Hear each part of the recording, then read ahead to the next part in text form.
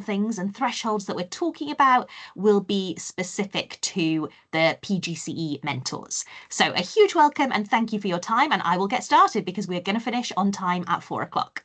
So our session aims for the day, we are going to recap the language of the STEEL descriptors. So how are you going to be assessing your student teachers against what criteria?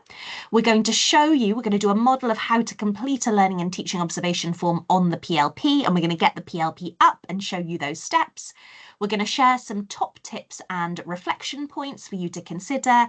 And then at the end, there'll be time for any questions. And if you've got any questions as you go, if you could pop them in the chat, and myself or Emma will try our best to answer those. So to start, this slide just shows you how many learning and teaching observations that the student teachers have got throughout the course of the PGCE. So they have 3 in if you wouldn't mind just muting your mics, those of you that are coming in. Thank you so much. So they will have had 3 in clinical practice 1. So they will come to you with 3 already completed on their PLP. And there are 4 that take place in clinical practice 2. And the key dates can be found on page 5 of the CP guide. So in the clinical practice guide on page 5, you've got this little grid here. And so you'll be able to see that we are on the 11th of February. So next week, we've got learning and teaching observation 4. That's probably why you're here. You're wanting to know how are we going to do that one. And then the week beginning the 10th of March is learning and teaching observation 5.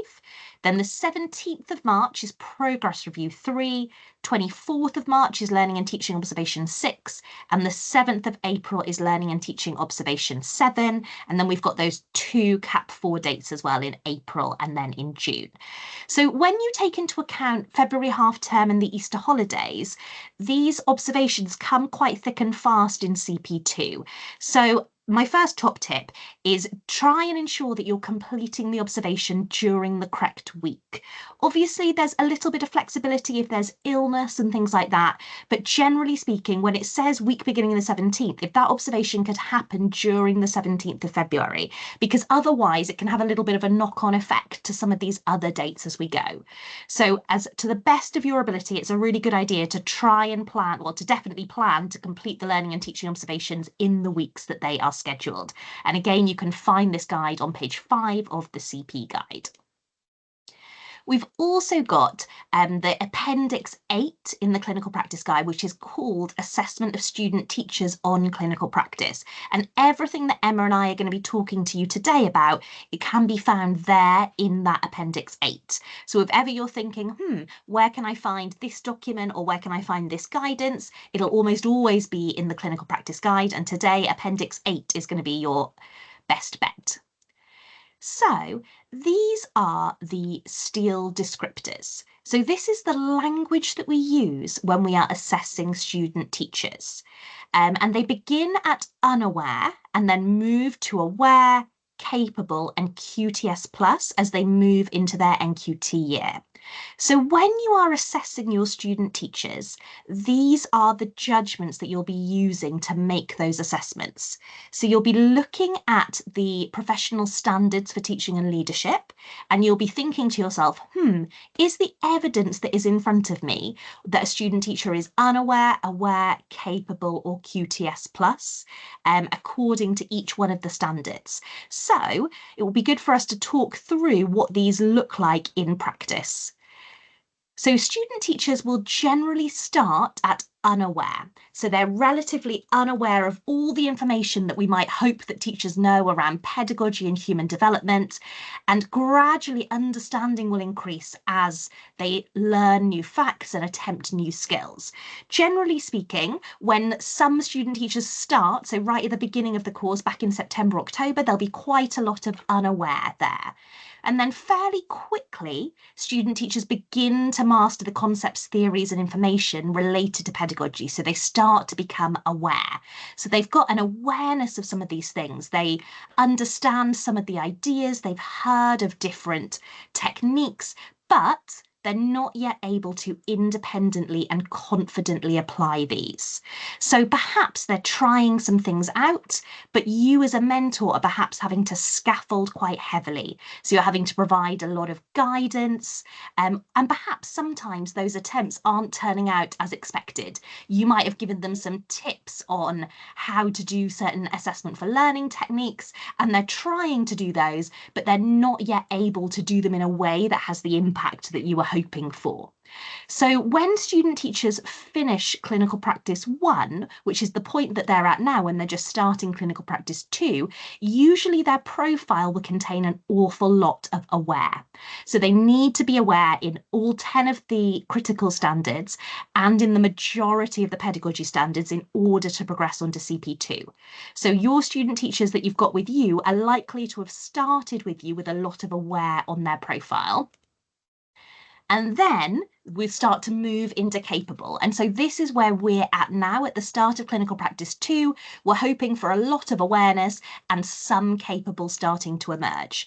So capable, when a student teacher is working within capable, they still need to concentrate a lot. They're still having to try very hard, much harder than an experienced teacher, but they're increasingly comfortable with a growing repertoire of skills. And so it's at this stage, if by the end of the placement, they are capable in all of the standards, we say that they're achieving at a level that is consistent with QTS plus. So capable is sufficient, but we do then have QTS plus, and this is aligned with the induction descriptors of the professional standards for teaching and leadership. And so this is where you've got student teachers who have got lots of skills that are very firmly embedded and consistent. So by the end of CP2, clinical practice 2, we're looking for a profile that is fully capable. At the moment, it's likely that your student teacher will have quite a lot of aware, maybe a couple of capables, and maybe some unawares, because remember, they're still at the start of their journey with you, and the context, the year group, the context of the school might have changed quite significantly. And we've also got this helpful grid here, which gives you some adjectives. So when you're thinking about what you're going to assess your student teacher at, you might want to read through these adjectives and think about what they mean and how they relate to your student teacher's practice. So if we start with aware, and I'm going to talk about aware and capable because that's kind of the threshold that we're working at today. Aware, we've got developing, we've got some impact. Things are being introduced, but there's inconsistency there. Things require further rigor. They're fairly superficial, but they are increasingly positive. Things are becoming effective. There's some success. It's improving. So we're hearing a lot of language there that says we're starting to be on the right track, but we're definitely not there yet. There's some impact. Things are inconsistent. They're requiring support. And then if we look at the column under capable, we've got mainly impactful, mainly embedded, wide-ranging, mainly consistent, mainly independent, mainly rigorous, mainly positive, mainly secure, mainly successful, quality or good quality, and an increasing level of confidence there as well. So it's worth saying that at capable, they don't need to be the finished article. It's not saying embedded, it's not saying consistent, it's saying mainly embedded, mainly consistent. So there absolutely will be moments where your student teacher isn't consistent in something, they're not secure in something, but we're seeing that the majority of the time they are mainly able to do these things. So they're using the pedagogical techniques, the tools that they've learned over the last 6 months or so, and they are mostly able to apply those successfully. And so when you're reviewing the lesson that you've observed, those are the things that you're going to want to bear in mind. Do you think that they did something mainly independently? Did they do it in a thorough way, or was it superficial? And these are the conversations you're going to be having with yourself. And also you might want to have these conversations with other mentors in your school, with your senior mentor as well, so that you can make those decisions about where you think you are going to assess them. And so I'm going to hand over to Emma, who is now going to talk you through how you make these and how you fill out this learning and teaching observation on the PLP. And Emma is going to pull up the PLP for us now, and we're going to do this in a seamless way.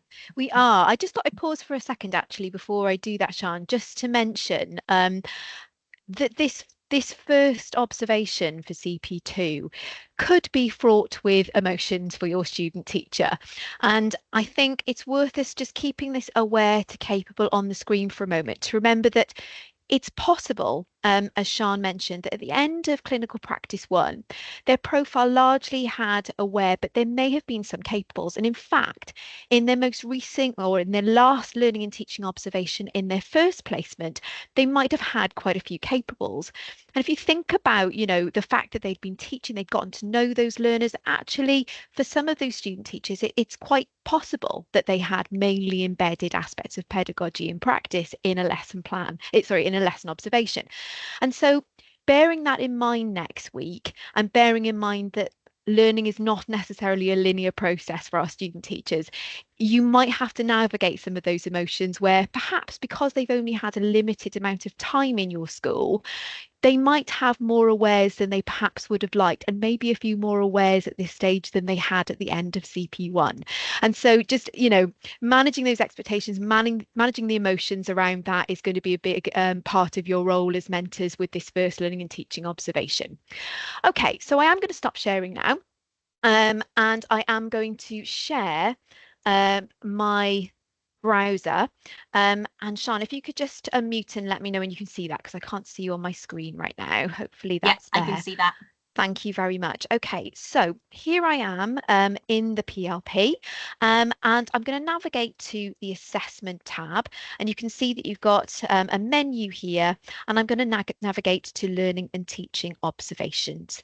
And you can see that you've got the whole list of 7 there to choose from. You're going to navigate to observation 4, but if you haven't done so already, if you've just recently been hooked up to your student teacher's PLP, it might be worth going back and having a look at the 3 observation forms that were completed during CP1, just to get a sense of the sort of feedback that they were receiving, and so that you're sort of, aware about what they might think and feel about this next observation, what the stakes are going to be like for them. And then when we navigate to observation 4, you can see that you've got another submenu here, or subset of menus. The first one I'll draw your attention to is guidance. What we've included here is a very quick link to all of the standards. As you're completing this form, you'll need to have the list of standards and what they mean to hand, because they're not written in full on the form itself. So you can either download the standards, or you can have your handy copy of the clinical practice guide to hand, which will have all of the standards in the back. And the other thing that you'll need to have to hand is that table of adjectives that Sian just took you through. So you can have all of that side by side when you're completing this form, just to make it seamless and easy for you as you're doing it. Now, you might be the sort of person who is quite comfortable capturing your feedback, grading the lesson observation, the learning and teaching observation as you go. So you might be somebody who likes to have your laptop open, and you've got the PLP open, and you've got the observation form open from the start. You might be the sort of person that likes to write down some notes and fill it in afterwards. Either way, another top tip is that you've got this blue button at the top here with a drop down menu, Assessor Field Actions. You've got the option to save and hold, or to save and release. If you save and hold, the student teacher will not be able to see your work in progress. If you're halfway through completing the learning and teaching observation form, choose save and hold, and it will save and hold everything that you've completed to that point on the form. As soon as you save and release, it will become visible to the student teacher. So obviously, I would recommend that you don't do that until you're fully happy that you've completed the form, all aspects of it, and you're happy for the student teacher to have a look at it. So scrolling down, you can see you'll have a place to log all of the relevant sort of information about the observation, the student teacher, which clinical practice it is, which programme they are on. That'll be a drop-down menu. There's lead, partnership or alliance. If you don't know that, just ask them. And the school that you are completing this observation in. And then we get into the learning and teaching observation form itself. So you'll see that the general format of the form is that you'll have a matrix that will allow you to indicate the outcomes that that student teacher has demonstrated in that learning and teaching observation. And you can see that correlates with elements of the standards. Now, this is the reason why you need to have your list of the standards and the descriptors for them to hand so that you know what they mean. And you've got the option here to obviously select unaware, aware, capable, or QTS plus, but also to select not applicable. And that's because some of the elements of the pedagogy standard won't necessarily be visible or applicable to a single one-off learning and teaching observation, to a single one-off lesson. So feel free, if they're not applicable, to select not applicable, and then make your judgments according to applying the STEEL descriptors and that language there, and make those judgments. Now you'll see that peppered throughout the form, you've got additional options, sub-menus to save and hold, save and release for each subsection. What I would recommend is that just at the very end, you select save and hold if you're halfway through, save and release if you're happy to release it. Then under each bank of elements of the pedagogy standard, you've got the opportunity to write some qualitative comments, some feedback there. And we'll have a look at the sort of qualities of that feedback that we're going to be looking for and that student teachers will need in the learning and teaching observation form that's going to really help them to act upon and make sense of the feedback and also the judgments that you've made. So then we get into the next bank of pedagogy elements. We've got P6 to P11, the same process. You'll go through, you will select their outcomes. You will need to select outcomes for all of them. And then you will write some qualitative comments. Now, the qualitative comments that you're writing pertain to that cluster of elements from the pedagogy standard. And then finally, you've got the final bank of pedagogy elements that, again, you're going to grade or you're going to select not applicable, and you will leave commentary in exactly the same way. So that's the kind of bulk of the form. Then we get into a couple of important extra aspects that we're asking you to give feedback on. We know that student teachers are responsible for cross-curriculum responsibilities, things like developing pupils' Welsh, developing their literacy, numeracy and digital competence. And where relevant, we would like you to, under this heading, put down some qualitative feedback about how appropriate the pedagogical approach is, the skills being developed within that lesson, the approaches the student took to develop that within the pupils. That's where you've got the opportunity to capture it on the form, and likewise opportunities to develop pupils' Welsh. So there you've got the opportunity to capture some of that qualitative feedback. You've got the opportunity to give a little bit of feedback about their general professional attitudes and behaviours. Now, this is the opportunity that you've got as a mentor to identify if the student teacher is doing something outside of that learning and teaching observation that really warrants recognition. So if they've been getting stuck into extracurricular activities, if they have been, really making good use of their research and inquiry time, if they've been getting stuck into departmental or phase meetings, then that's the place where you can capture those extra aspects of the teacher's wider professional role is where you're going to capture those.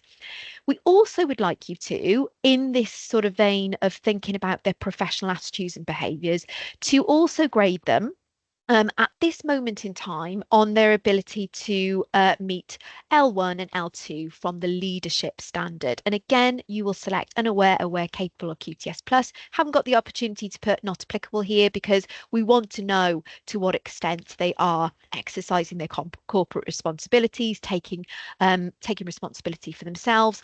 And then another opportunity in response to those elements of the leadership standards to leave some qualitative feedback. So you'll do that. And then we get to the all-important targets and strategies that are going to help the student teacher to close the gap from the feedback to applying that feedback into their practice in order to progress. So you'll list about 2 to 3 targets here. The most pertinent targets that have really sort of emanated from the feedback that's come earlier on the form. So, you know, there shouldn't be any surprises in these targets. They should really dovetail with the comments that you've been making earlier on in the learning and teaching observation form. Really start to think about the things that you know, if they work on them, are going to sort of allow a lot of other things in their lessons to fall into place. Maybe one of them will be about planning. Maybe they need to come back to address something more thoroughly in the plan that will then pay dividends when it comes to be applied in the lesson. So 2 to 3 targets there. And then, really importantly, suggested strategies for how they might go about addressing those targets. And that might be that you need them to use some of their research and inquiry time to practice bits of lessons, to team plan with you aspects of the lesson, to go and do some reading or some observation, some focused observation that's going to help them to sort of make sense of that feedback and to address those targets. And then you've got a couple of tiny little extra bits. One where you're asked to select whether or not the student teacher is upholding the code of conduct. If you're not sure about the code of conduct, it is quite a lengthy document, but it is available there for you to have a look at if you're unsure. But generally speaking, if your student teacher is giving you any kind of cause for concern on a professional level, then you are going to select no, they are not upholding the code of conduct, and you're going to immediately contact your senior mentor about that, because it might be a cause for concern over progress. You're going to have had a good look at the student teacher's PLP. You will have had a look at their plan for that learning and teaching observation form at a minimum. So you're going to be indicating the outcome there. Is the student teacher's PLP up to date? Yes or no?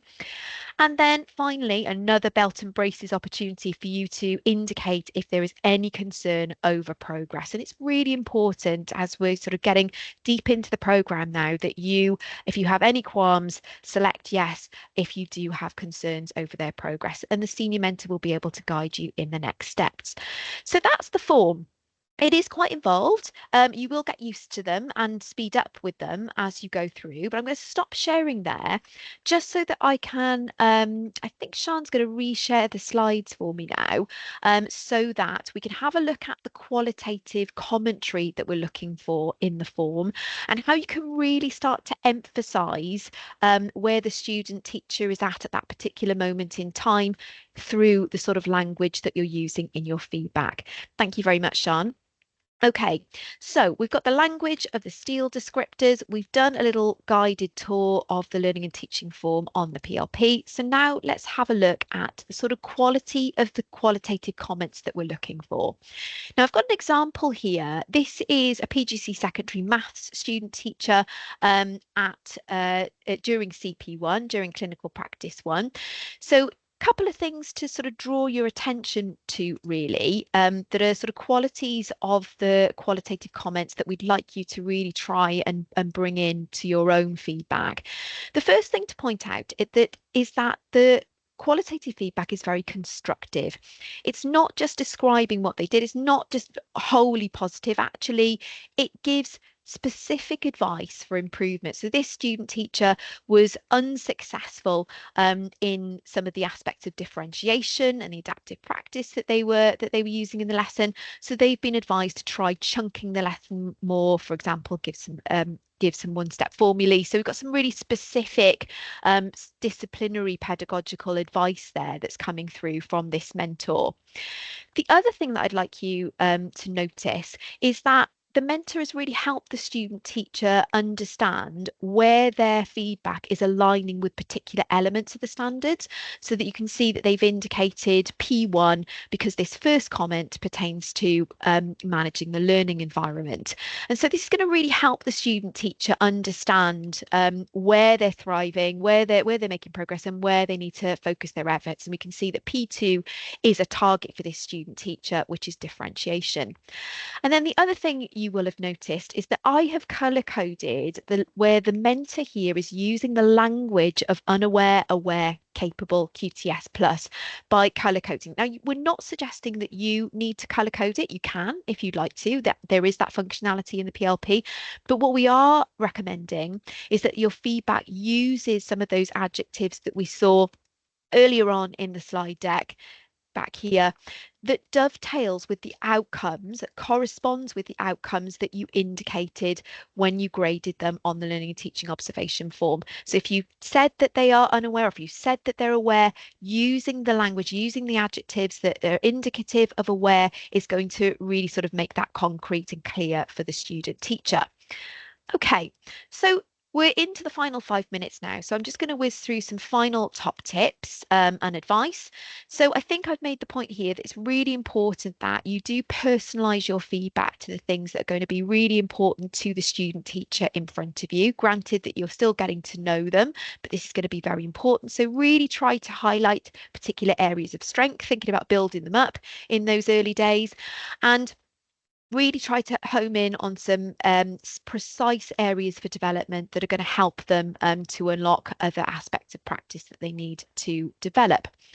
Remember that a big part of the challenge for student teachers at the start of clinical practice 2 is this jump from their second progress review to their third progress review.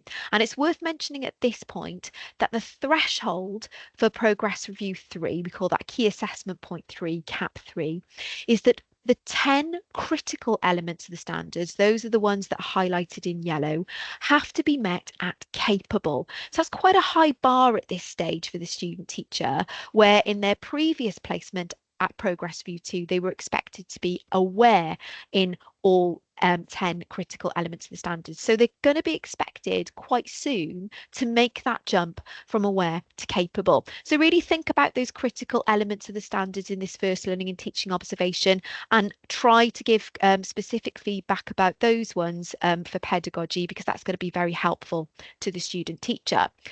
Now, when in your qualitative commentary, you don't have to comment on every single element, but just really think about drawing to the fore particular areas of strength and areas for development.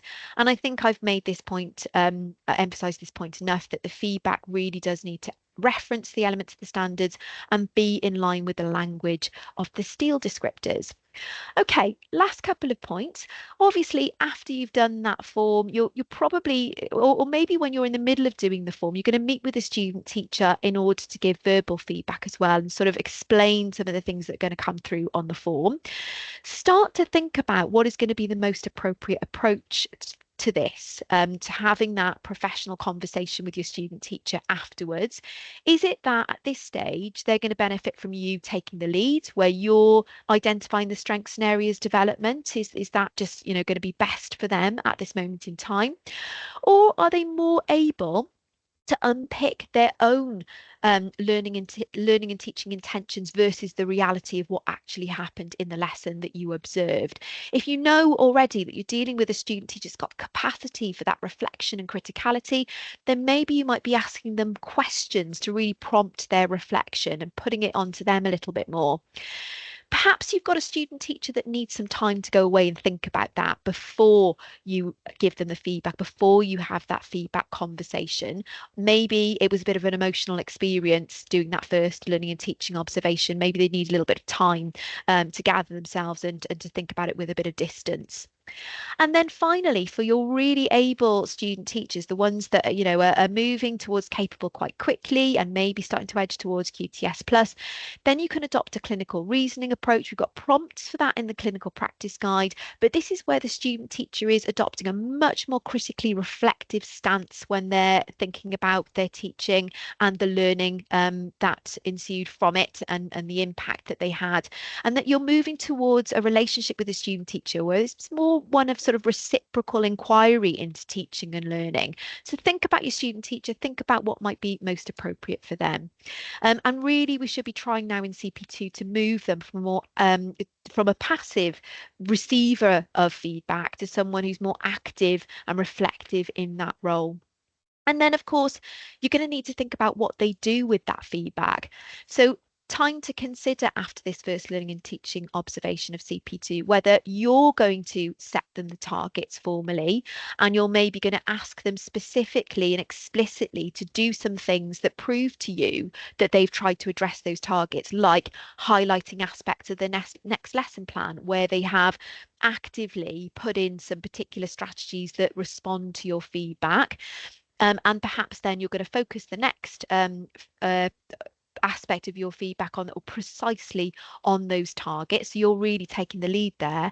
Or have you got a student teacher who has got the capacity to identify what their targets are, and maybe you capture those on the learning and teaching observation form, that they are taking the lead in telling you how they're going to address them, either using their PPA and or research and inquiry time, and that they're really in the driving seat about taking forward what they've learnt from the observation. And then last thing to say, as we're bang on the nose of 4 o'clock, is that there are some additional useful resources on our mentoring YouTube channel. 2 minutes about lots of different things to do with learning and teaching observations, 2 minutes about progress reviews, 2 minutes about unaware to capable, QTS plus. So those might be useful to you. And we've got another suite of videos which is about developing a shared understanding of the standards. And what we do there is we take different elements of the standards, and we've got student teachers and their mentors talking about how they progressed from unaware to aware, aware to capable, capable to QTS plus, just to bring to life some of those standards a little bit more in an authentic way. Okay, I'm going to stop talking there. I'm actually going to stop recording as well, as I know that asking questions in an open forum when you're being recorded sometimes isn't the best. So recording has now